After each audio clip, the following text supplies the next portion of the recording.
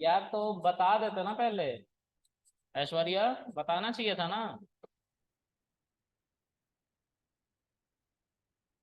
किसी को याद भी नहीं है, सब कथा सुन रहे हो बैठ के।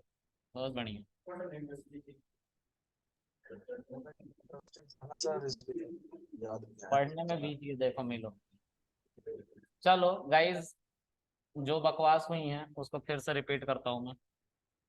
देखो, ये तीन फंक्शन थी। तीनों फंक्शन में ये जो है वो कौन सा एरर था?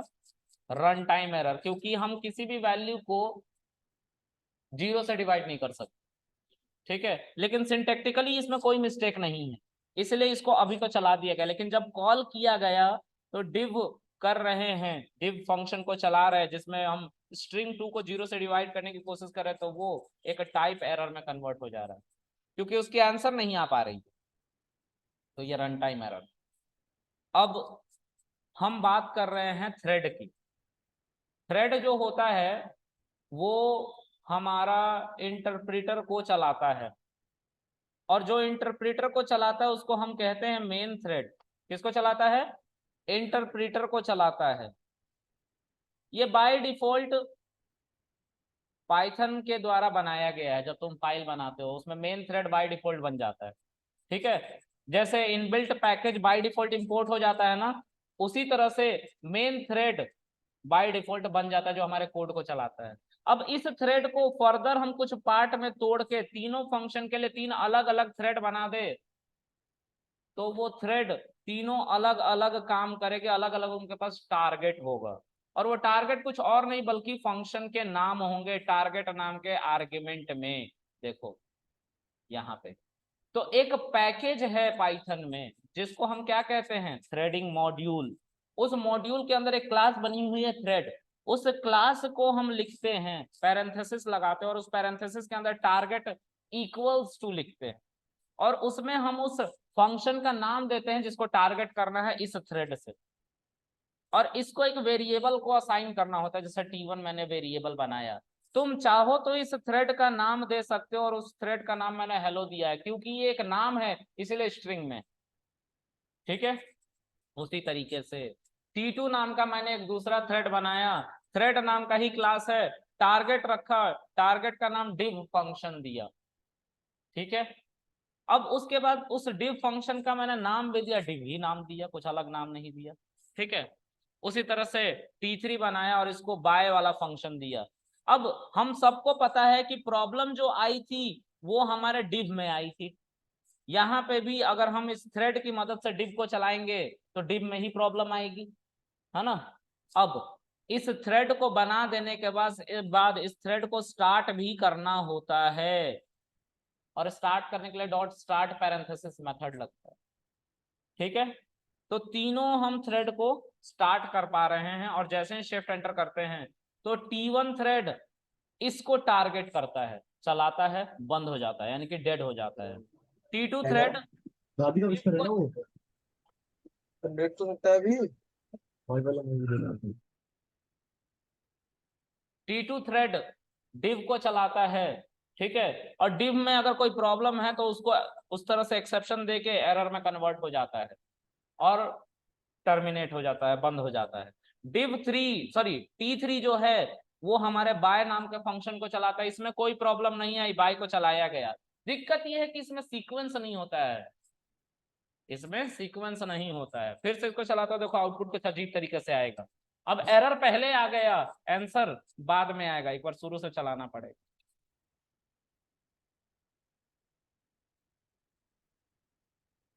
फिर से वैसे आया,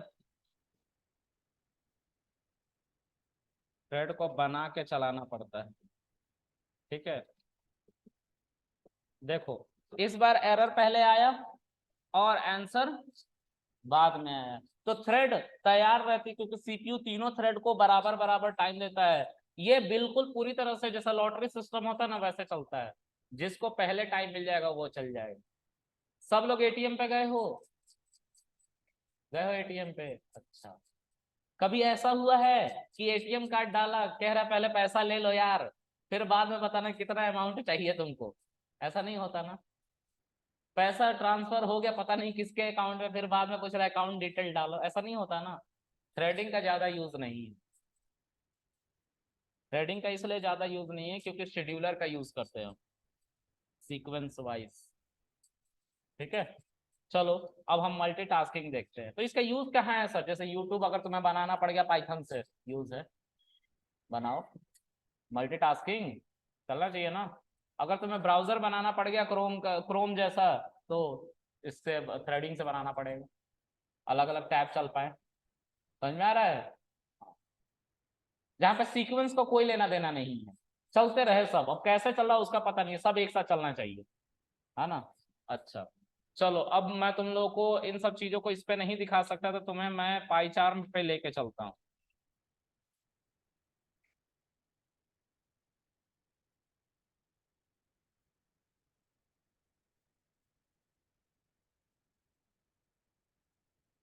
ये थ्रेडिंग ही मैंने करवाया था लास्ट क्लास में, ठीक है, क्योंकि यहीं पे हम दिखा पाते और कहीं पे नहीं दिखा पाते। ठीक है, ये जो है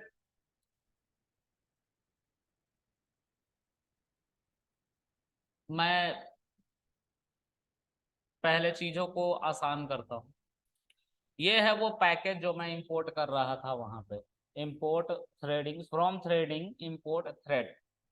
तो थ्रेड क्लास है, ये मॉड्यूल है। ठीक है, ये इसको कहते हैं टाइम, ये भी एक मॉड्यूल है जो पाइथन वालों ने बना के दिया है। ठीक है, मैं इसको अभी हटा देता हूँ। ठीक है, ये एक फंक्शन है नमस्ते नाम से, और इसके अंदर एक लूप चला रखा है जो 100 बार नमस्ते प्रिंट करेगा। ठीक है, ये एक फंक्शन है जिसका नाम है सलाम, और इसमें हमने 100 बार सलाम प्रिंट कर रखा है।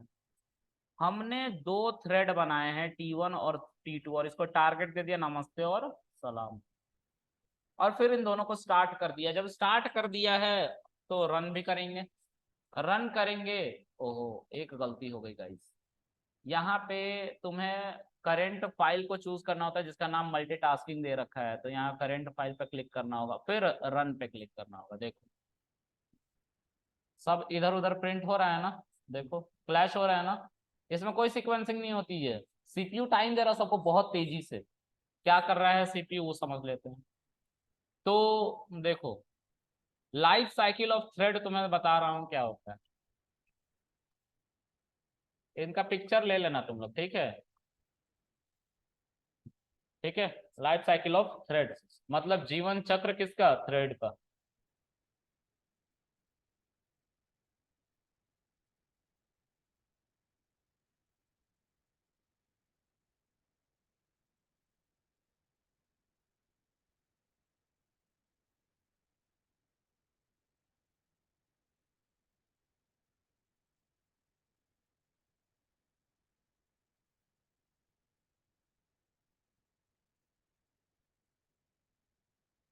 T1 T2 T3, है ना, जितने मर्जी उतने थ्रेड बना सकते हैं। इसको कहते हैं इनिशियलाइजर ब्लॉक, जनरेशन ब्लॉक, जहाँ से थ्रेड बनता है, स्टार्टिंग पॉइंट है ना। तो जनरेशन ब्लॉक में इसका नाम दे देता हूँ। बाकी अलग अलग किताबों में अलग अलग बातें लिखी गई हैं, है ना। यहाँ से थ्रेड क्या होता है? जनरेट होता है। थ्रेड को स्टार्ट करना होता है ना, वो इस लाइन पे दिखाया जाता है, ऐसे स्टार्ट हो रही है। ठीक है,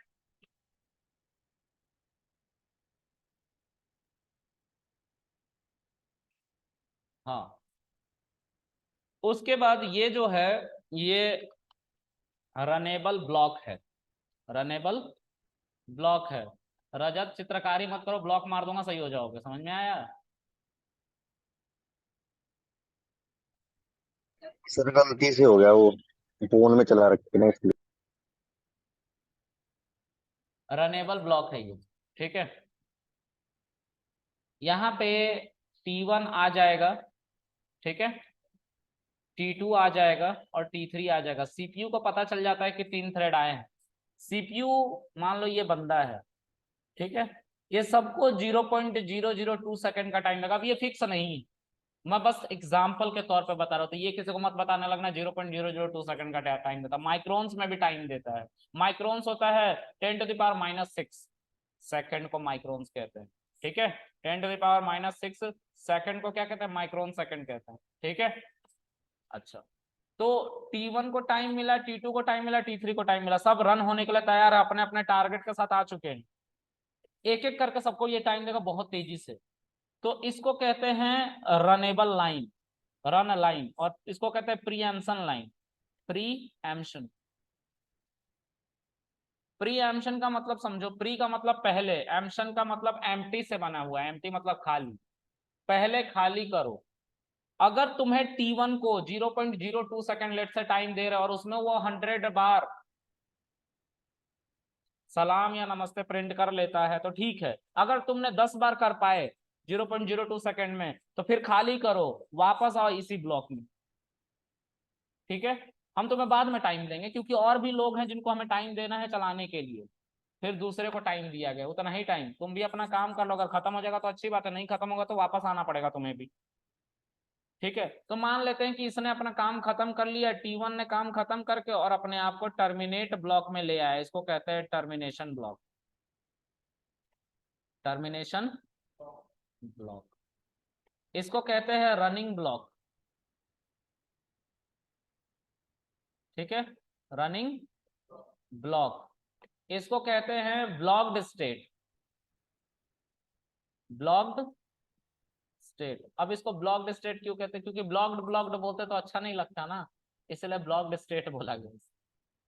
ठीक है, इसका क्या मतलब है, मान लो किसी थ्रेड में यूजर के इनपुट की जरूरत है, उसको 0.02 सेकंड टाइम दे दिया गया, तो वो आ गया यहाँ पे, लेकिन जब यहाँ पे आया तो इंटरप्रेटर यानी कि सीपीयू को पता चला कि इसमें तो यूजर के इनपुट की रिक्वायरमेंट है, अगर हम इसको दोबारा वापस बुला ले और फिर से टाइम दे तो सीपीयू का टाइम खराब होगा, होगा ना, क्योंकि यूजर का तो इनपुट दे चाहिए इसमें, तो उसको इसमें रख लिया जाएगा।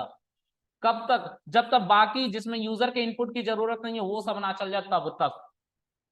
एक बार ये सारे चल जाए फिर यूजर को बोल देंगे, इसको वापस बुलाएंगे T2 को और फिर चलाएंगे और बोलेंगे यूजर इनपुट दे दो, है ना, और फिर से ये रनिंग ब्लॉक में आएगा और अपने आप को खत्म कर लेगा, यानी कि मर जाएगा थ्रेड। ये है लाइफ साइकिल ऑफ थ्रेड। बहुत अच्छे लेवल पे तुम्हारा इंटरव्यू जाएगा तब ये सब पूछा जाएगा। ठीक है, चलो, ये जो टाइम डिसाइड कर रहा है थ्रेड को, एक थ्रेड को कितना टाइम दे रहा है, वो डिसाइड सीपीयू खुद करता है, खुद करता है। अब देखो, जो अभी इतने तेजी से ये प्रिंट होने की कोशिश हो रहा था ना, सब इधर उधर हो रहा था, ये इसलिए कि सीपीयू बहुत तेजी से इसको टाइम दे रहा था। ठीक है, और देखो जब पहली बार यहाँ पे नमस्ते प्रिंट हुआ तो पहली बार से नमस्ते को टाइम मिला, नमस्ते ने अपने आप को कुछ बार प्रिंट कराया, फिर उसके बाद सलाम को टाइम दिया गया, फिर नमस्ते, फिर सलाम नमस्ते, दोनों को एक साथ टाइम दिया गया। सोचो कितनी तेजी से स्विचिंग हो रही थी, इतनी तेजी से स्विचिंग हो रही थी, कहीं कहीं गैप भी रह जा रहा था। ठीक है, तो इसको कहते हैं मल्टीटास्किंग। अब हम इसको आंखों से देख के फील करना चाहते हैं, तो करो फील।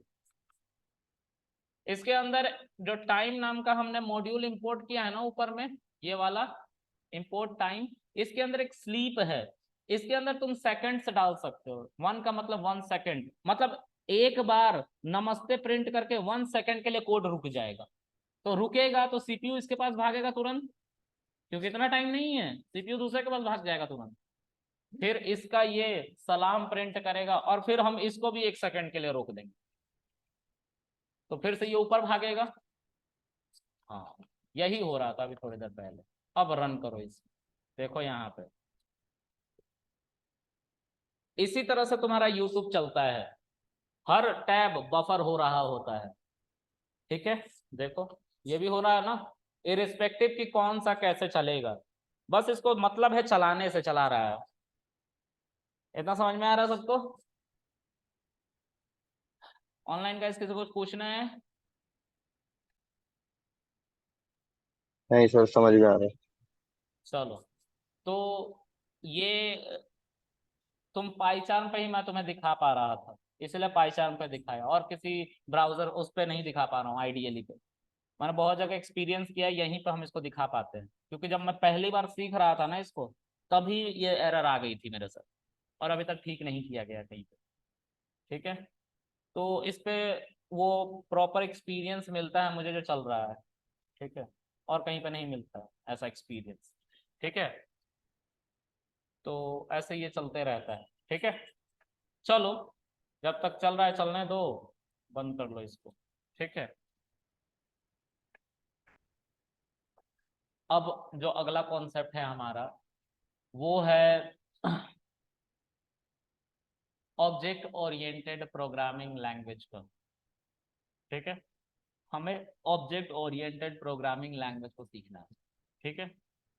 मार्केट में 95% एप्लीकेशन जो है वो ऑब्जेक्ट ओरिएंटेड प्रोग्रामिंग लैंग्वेज पे चलते हैं, ठीक है।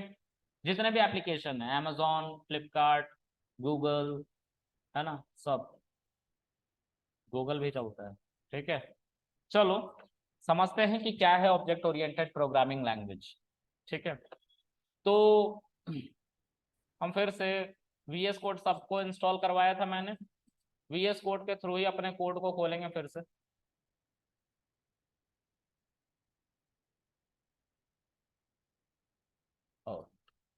कोड स्पेस डॉट, मैंने स्पेस नहीं दिया डॉट से पहले, इसलिए नहीं चला था पहली बार। ओके, मैं एक फोल्डर बना लेता हूँ, फोल्डर बना लेता हूँ, इस फोल्डर का नाम रख देता हूँ OOPS। अब पता नहीं किसने इसका नाम OOPS रख दिया, पहले ये OOP कहलाता था, लेकिन तुम लोगों को उप्स बोलने की ऐसी बीमारी लगी हुई है, उप्स। ओ, मैं भी फील ले रहा हूँ, उप्स, व्हाट इज रॉन्ग, है ना। लेकिन जब मैंने ऑब्जेक्ट ओरिएंटेड प्रोग्रामिंग पढ़ा तब से मैंने इसको लाइफ में यूज करना ही छोड़ दिया, उप्स टर्म को, क्योंकि नाम खराब हो गया। जिन्होंने इसे बनाया वो लोग बहुत तेज लोग थे, सच में दिमागी तौर पर बहुत तेज थे। मुन्ना भाई MBBS देखे हो, आनंद भाई को देखे हो उसमें, जो चेयर पे बैठे रहता है ऐसा गर्दन लटका के, हाँ, वही आनंद भाई। उसको एक डॉक्टर ऑब्जेक्ट कह रहा होता है कि ऑब्जेक्ट के आंखों पे टॉर्च जलाने का कोई इफेक्ट नहीं होता, और अपने मुन्ना भाई को गुस्सा आ गया, है ना। साइंस दुनिया में हर चीज को ऑब्जेक्ट मानता है, चाहे वो लिविंग है या नॉन लिविंग है, ठीक है, टेरेस्ट्रियल है या सेलेस्ट्रियल है, ठीक है, या इक्विटेरियल है, कुछ भी है, सबको ऑब्जेक्ट मानता है ना। उसके लिए एक डस्टर भी ऑब्जेक्ट है और एक इंसान भी ऑब्जेक्ट। क्यों ऑब्जेक्ट है? क्योंकि वो कुछ मास कंटेन करे हुए है, ठीक है, इसलिए ऑब्जेक्ट है ना। कुछ प्रॉपर्टी कंटेन करे हुए है, इसलिए ऑब्जेक्ट। अब तुम बोलते अभी थोड़ी देर में मास, मैंने बोला ना, तुम बोलते सर एयर का तो मास नहीं होता, मैंने बोला कंप्रेस कर लो हो जाएगा। गैस का मास नहीं होता, कंप्रेस कर लो हो जाता है ना। 14 किलो सिलेंडर तुम्हारे घर पे आता है ना, फट जाता है तो तुम लोग मर जाते हो, नहीं मरे? आ, बहुत दुख हुआ सुन के। चलो, कोई जाके एक्सपेरिमेंट मत करना, ठीक है, तुम लोग का कोई भरोसा नहीं है। चलो, अब जो है ऑब्जेक्ट की बात हम थोड़ी देर बाद करेंगे, मुझे कुछ समझाना है। देखो, दो तरीके से हम डे टू डे लाइफ में बात करते हैं, है ना। एक अपने दोस्त से, अबे चल सिगरेट पीने चलते हैं, है ना। और दूसरा अपने ट्रेनर से, सर चले सिगरेट पीने प्लीज। अच्छा, ट्रेनर को भी सिगरेट पीने लेके चलोगे, हैं? नहीं, ये मत कर, है ना। तो कहने का मेरा मतलब ये है कि एक हम अपने दोस्तों से बात करते हैं, उसको इनफॉर्मल तरीका कहते हैं, उसमें हम बात से ज्यादा गालियों पे डिपेंड रहते हैं, है ना। सत्य कथन है ये, क्योंकि उससे दिल से दिल का रिश्ता अटैच जैसा कुछ फीलिंग आती है, राइट। उसी को प्रोग्रामिंग लैंग्वेज में ऑब्जेक्ट ओरिएंटेड प्रोग्रामिंग पैराडिम कहते हैं, पैराडिम, ठीक है। और मैं इसको एक जुपिटर लैब की फाइल बनाना चाहता हूं, क्योंकि मैं इसको दिखाना चाहता हूं कि ये कैसा होता है। पाइथन में भी कुछ तरीके होते हैं कोडिंग करने के, मतलब पूरे प्रोग्रामिंग वर्ल्ड में 4 तरीके हैं, 3 तरीकों में मैं कन्वर्ट करके उसको बता रहा हूं। ठीक है, तो पहला तरीका क्या है वो देखते हैं।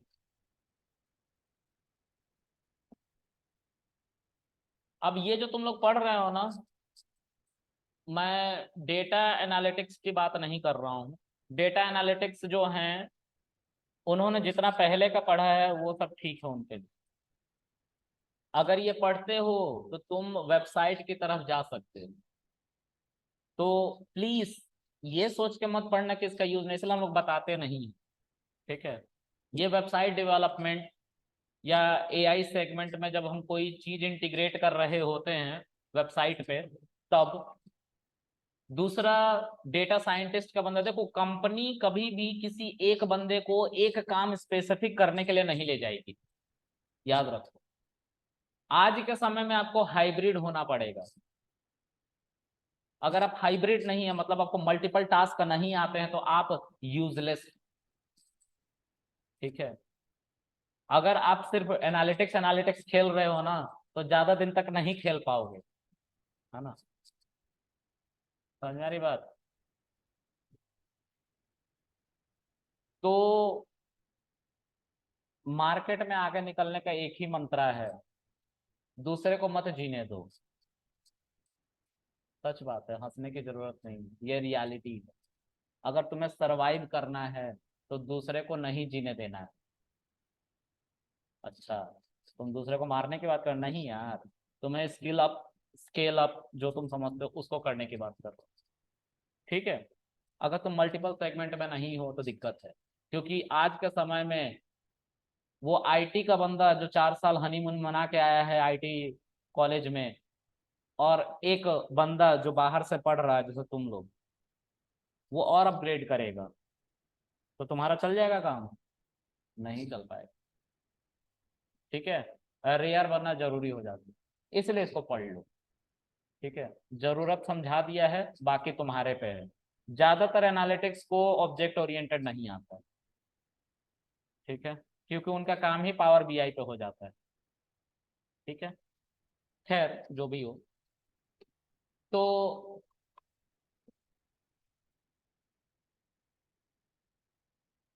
ऑब्जेक्ट ओरिएंटेड पैराडिम पहला जो है वो है टॉप लाइन प्रोग्रामिंग। दूसरा जो है प्रोसीजरल प्रोग्रामिंग, और इसी को हम कह रहे हैं फंक्शनल प्रोग्रामिंग। तीसरा है object oriented programming structure. Paradigm की सिर्फ बात करनी थी। ठीक है, तो 3 तरह की स्टाइल है। पैराडिम का मतलब स्टाइल्स होता है। कितने तरह के स्टाइल है? 3 तरीके के स्टाइल है प्रोग्रामिंग के। जो सी लैंग्वेज आई थी ना, वो थी प्रोसीजरल प्रोग्रामिंग, फंक्शनल प्रोग्रामिंग पे बेस्ड, दोनों एक ही है। ठीक है, उसमें फंक्शन बना बना के काम किए जाते थे। उसके बाद 12 साल बाद यानी कि 1984 में सी प्लस प्लस आई, उसमें हम ऑब्जेक्ट ओरिएंटेड प्रोग्रामिंग के कॉन्सेप्ट को पहली बार फील करते हैं। वो है वहां पे object oriented programming, we used to create class there in object, sorry, in C plus plus. ठीक है, एक्सटेंडेड वर्जन ऑफ सी जो है वो सी प्लस प्लस है। ठीक है, नाउ मैं तुम लोग को एक कोड लिख के दिखाता हूँ, उसको देख के शायद तुम्हारी आंखें खुल जाए थोड़ी सी।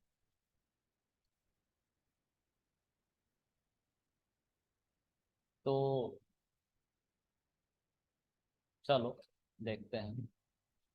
मैंने शुरू के दिनों में एक कोड लिखा था, उस कोड में लिखा था a = 10, b = 20 and c sorry result a+b, यही तो था, और हमें 30 मिल जाता था।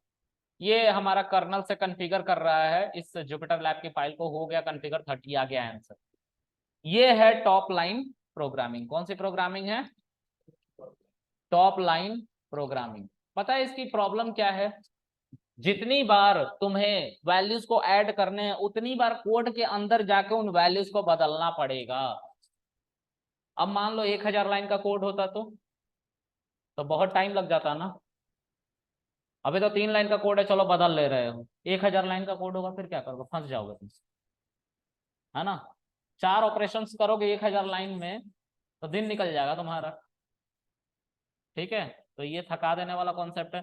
इसमें कहा गया था, ये साइंटिस्ट करा करते थे टॉप लाइन प्रोग्रामिंग पहले, क्योंकि उनको मैथमेटिकल इक्वेशन को सॉल्व करने के लिए मशीन पे डिपेंड होना पड़ा, है ना। और वो मशीन पे डिपेंड भी हुए आंसर्स के लिए, और वो आंसर्स बताने लग गए। तो मशीन ही बताता था, उसको टॉप लाइन प्रोग्रामिंग कहते थे। पाइथन टॉप लाइन प्रोग्रामिंग को सपोर्ट करता है। देखो एग्जांपल तुम्हारे सामने है। अब प्रोसीजरल यानी कि फंक्शनल प्रोग्रामिंग, पाइथन फंक्शन को भी सपोर्ट करता है। देखो डेफ कहाँ गया है, डेफ। इसके बाद यहाँ पे ऐड लिख दो, ठीक है। इसमें a, b लिख दो, ठीक है। इस पूरे बात को कॉपी कर लो, ठीक है। इस पूरे बात को क्या कर लो, कॉपी कर लो, ठीक है। और यहाँ पे a लिख लो, और यहाँ पे क्या लिख लो, b लिख लो। ऐड 10, 20, 30 आ रहा है। अब तुम्हें पूरे 1000 लाइन के कोड को देखने की जरूरत नहीं है। जब जब तुम्हें कुछ नया वैल्यू ऐड करना होगा, तुम यहाँ पे वही लिख सकते हो। ये था प्रोसीजरल प्रोग्रामिंग। इसमें